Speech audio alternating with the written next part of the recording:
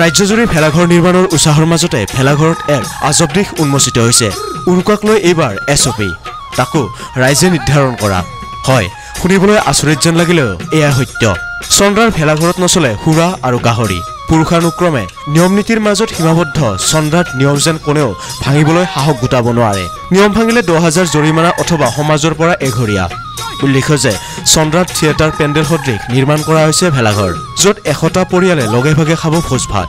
খাদ্য সম্ভাৰৰ ভিতৰত থাকিব 4টাকৈ খাহী ছাগলী, 20টাকৈ হাঁহ, 60 কেজি লোকেল ভকুৱা আৰু বিবিধ খাদ্য। নাগাৰা নামৰ লগতে থাকিব বিনোদনৰো ব্যৱস্থা।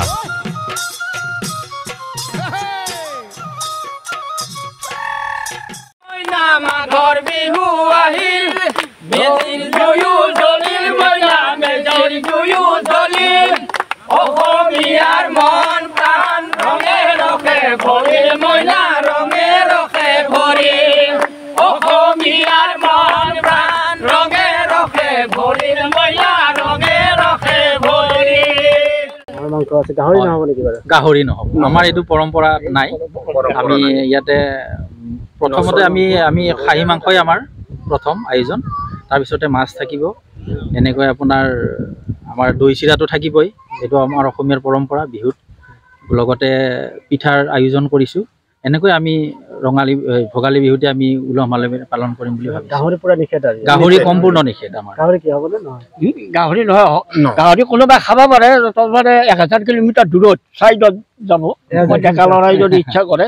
কিন্তু ইয়াৰ 1000 কিলোমিটাৰৰ ওচৰত ইয়াত গাহৰিটো তাৰমানে আমাৰ বয়োজ্যেষ্ঠ লোকসকলে গাঁৱত গাহৰি চলে, কিন্তু পাৰ্চনেলি, কিন্তু আমাৰ সামাজিক হিচাপে নোৱাৰে। আৰু আজি আমাৰ উৰুকাৰ দিনা আমাৰ বিভিন্ন ঠাইত বা অ'ত ত'ত এনে কৰি যোনে তোনে ভেলাঘৰ বনাই খাব নোৱাৰে, তাৰে পিছত বনাক। কিন্তু আমাৰ সমূহ ৰাইজে উৰুকাৰ দিনা ইয়াতে খাব লাগিব। ভেলাঘৰ খাব পাৰিব, কিন্তু সেইটো পাছত,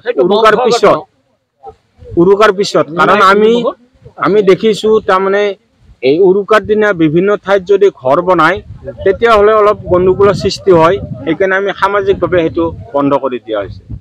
এইটো আমাৰ ককা দেউতাসকলৰ দিনৰ পৰা এই পৰম্পৰাৰ ভেলাঘৰটো আমি জীয়াই ৰাখিছোঁ। ইয়াৰ প্ৰায় 1100 ঘৰ মানুহে 1000 বাঁহ আদি আৰু অন্তত 70-80ডাল সূতা আদি আমি এই ঘৰটো নিৰ্মাণ কৰা হৈছে। আৰু প্ৰায় 5000 মান শুকান কলৰ চচাই আমি বেৰবিলাক দিয়া হৈছে। গতিকে আমাৰ 100 ঘৰ মানুহে প্ৰায় ইয়াত এসপ্তাহ কাম কৰি জানে প্ৰায় খাটি এই ঘৰটো আমি নিৰ্মাণ কৰা হৈছে। জমনি হ'ব, আপোনালোক আহিব, আমি সেইদিনা আপোনালোকলৈ ৰখি থাকিম। আমাৰ হেৰিদিনা উৰুকাৰ ৰাতি প্ৰায় 11টামান বজাৰ পৰা একেবাৰে ৰাতিপুৱালৈ চলি থাকে, নাম কীৰ্তন চলি থাকে। আমাৰ গৰম হৈ যাব, গৰম হৈ যাব। মজা, আপোনালোক খালি আহিব। আপোনালোকৰ জৰিয়তে আমি বৰচন্দ্ৰাবাসীও কৈছোঁ যে সমূহ অসমবাসী আহিলেও আমাৰ ক'ব লাগে একো নাই, আমাৰ ইয়াতে যোগাৰ পুৰা আছে, অভাৱ একো নাই। আমি চন্দ্ৰা গাঁওবাসী আমি এনেকৈ বস্তু আমি যোগাৰ কৰোঁ, অভাৱ আমাৰ একো নাই। যিমান আলহী আহে আমি তেওঁলোকক শুশ্ৰূষা কৰোঁ। আপোনালোক আহিব, মজা জমিব, পুৰা জমিব।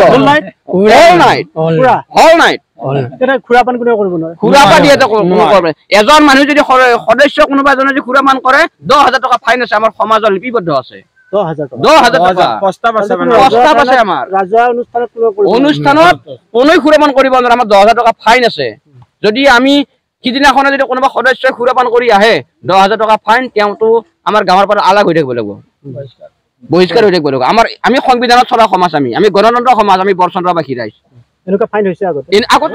নাই আগতে হোৱা নাই। আমাৰ তাৰমানে চন্দ্ৰাবাসী এই সুৰাপানৰ ব্যৱস্থা নাথাকেই আমাৰ। কাৰণ কিয়, আমাৰ সংবিধান আছে, আমি গণতন্ত্ৰ সমাজ। আমি 48টা সংবিধানৰ নিয়ম চলি কেনে আমি চন্দ্ৰাবাসী আমি ভেলাঘৰটো বনাই আছো। 48টা আমাৰ সংবিধান আছে, লিখিত আমাৰ প্ৰস্তাৱ আছে। আমাৰ প্ৰতি বছৰে বহাগ মাহে হয়, সেই বহাগ মাহত আমি প্ৰতি সদস্যক আমি জনাই দিওঁ এই সংবিধান মতে আমি সমাজবাসী চলি থাকিব লাগিব। সেইকাৰণে পৰম্পৰা ভাৱে এই ভেলাঘৰজন আমি ঘৰটো আমি নিৰ্মাণ কৰিছোঁ, কৰি কেনে আমি এসাঁজ লগে ভাগে খাম। তাতে আমাৰ বিশৃংখল নায়েই, লিখিত সংবিধান।